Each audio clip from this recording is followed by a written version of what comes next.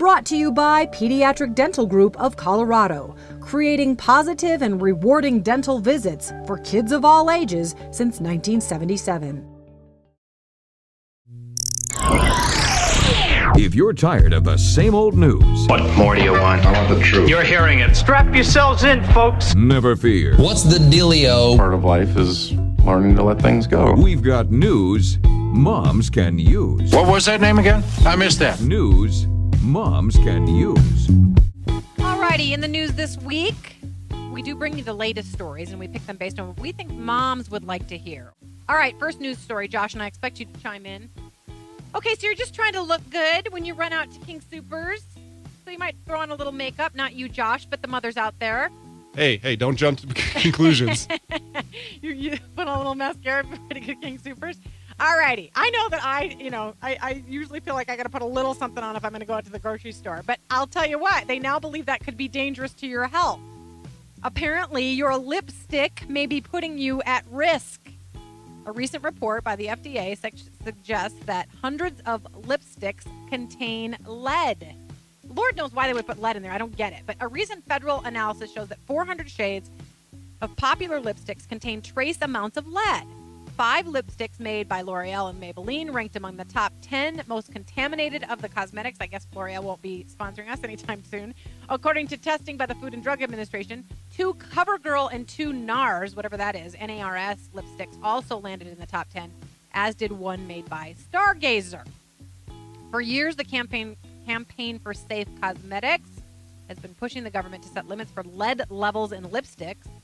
The FDA has resisted, insisting the amounts of lead detected in testing do not pose safety risks. But in a letter to the agency this month, the consumer group says federal regulators have no scientific basis for this conclusion that they've drawn, and it's pressing the government to take action now. So we're going to see what happens. I have a friend who makes cosmetics with her company, Lemongrass Spa Products, and she's a big fan of Campaign for Safe Cosmetics, partly because she doesn't have any toxic ingredients. She does all natural stuff. So I've been aware of this for years, but I didn't know they put lead in lipstick. How much longer are we going to keep discovering lead in products that we put on our faces or in our mouths, for that matter? Or their children apparently eat off of doorknobs and when we have lead and paint and so on. You know what I mean? It's crazy. Hopefully this takes the push towards less makeup. I like the natural look anyway. So yeah. Hopefully we start moving away from the makeup anyway. Okay, so I should probably just completely eliminate everything that's been put on my face for this morning. No, I mean, I don't mind makeup. I just, I like the natural look as well. Yeah. Good for you. That's good. I bet a lot of women are glad to hear you say that. Okay, well, apparently it's not just mom's makeup that poses a health risk these days. Beware of baby formula because it could be toxic. Researchers at Dartmouth College have released data on instant baby formula that shows it may contain arsenic.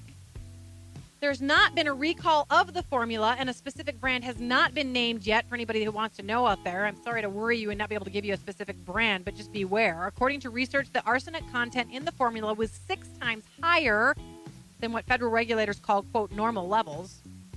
Out of 17 baby formulas that tested, 2 listed organic brown rice syrup as one of the main ingredients, and one of those 2 was found to have higher arsenic levels. Is there anything we can eat that's not going to kill us these days? I don't know. Doesn't seem like it. No, I breastfed my babies, but so I didn't have to worry about that. But a lot of women can't, so they have to use formula. So I'm just bringing that news to inform you this morning. Okay, Josh, this is the one you're going to be interested in. There are some things apparently that you just should not say to your kids. Parenting Magazine claims there are 9 things that you should not say, and some of them are kind of general, but I'll throw them out at you. Number 1 is leave me alone. Makes sense. Yeah. You should always be there for your children. Yeah, that's right. And even if you're busy, it's probably better to say, I'm busy right this second, I'll help you in a minute, but not leave me alone. Okay, the next one, number 2, is you're so whatever kind of a label. You're so, I don't know. I understand dumb, that. Slow, lazy, whatever. You're just not supposed to label your kids. Number 3, don't cry or don't be a baby. Now, I think that's probably a little bit more common for dads to say to their kids than moms. I'm